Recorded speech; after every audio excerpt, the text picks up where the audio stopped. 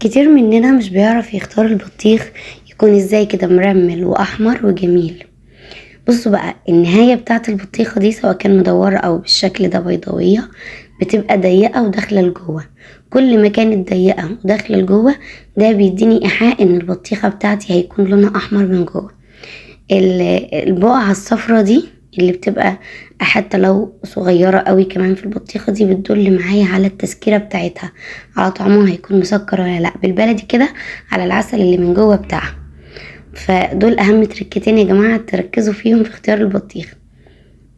ركزوا بقى كده وتعالوا هنقدم في فيديو النهاردة اكتر من طريقة لتقديم البطيخ بشكل كده جذاب وحلو ومريح للعين، وكمان بافكار بسيطة قوي، يعني اي حد يقدر يعملها، مش حاجة كده صعبة.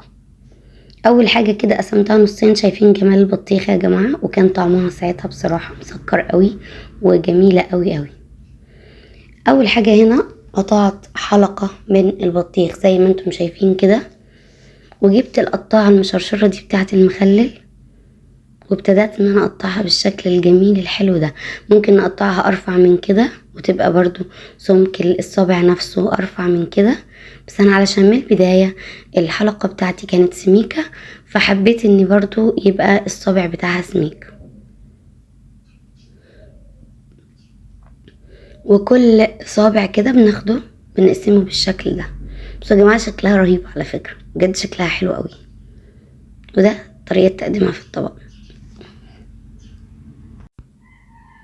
تاني شكل معايا اخدت شريحة كده من البطيخ وابتدأت بالسكينة العادية ان انا اقسمها بزاوية بالشكل اللي انتوا شايفينه ده.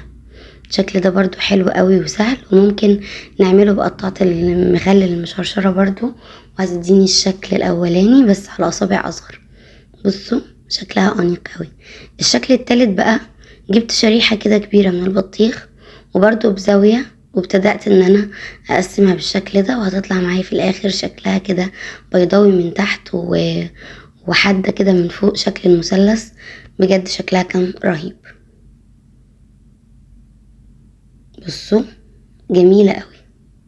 ندخل بقى على الشكل ده وهو الرابع تقريبا، وجبت هنا شريحة حلوة كده من البطيخ وسويتها كويس، وهشيل القشر بس من الاطراف فقط. بصوا زي ما احنا شايفين كده الشكل ده يا جماعة جميل قوي، بيديني في الاخر شكل شجرة الكريسماس كده او الشجرة يعني عامة. وشيلته كده من الجنبين وابتدأت ان انا اقطع. بصوا شكلها حلو ازاي، وكمان كل ما كانت البطيخة متماسكة اكتر من جوه كل ما كانت الاشكال تظبط معاكي اكتر. قدمتها في الطبق بالشكل ده. نيجي بقى للشكل اللي بعده، وده بقى شكل كده مكعبات علشان تطلع قد بعضها.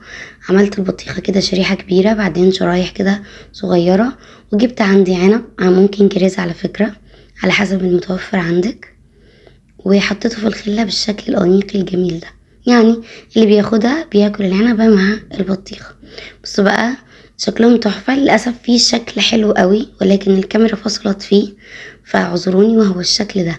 بجد يا جماعة الشكل رهيب، لو ركزتوا فيها تعرفوا هو هنا معمول ازاي. ولو لسه مشتركتش في القناة ما تنسيش تفعلي زر الجرس وتعملي سبسكرايب للقناة وفعلي زر الجرس على الكل علشان يوصلك اشعار بكل الوصفات الجديدة اللي هقدمها لكم الفترة اللي جاية. تابعوني حبايبي. شكرا جدا لكل المتابعين الموجودين عندي في القناة وعلى دعمكم، بشكركم بجد. بيكم بكبر وبنجح، وبدونكم مش هبقى شيف كراميلا بقى. كل سنة بقى وانتم طيبين بمناسبة الصيف والنور اللي بيقطع ده، وهو ده بقى يا جماعة اللي بيلطف علينا في حر الصيف. وباي باي، واشوفكم في فيديو جديد ووصفة جديدة.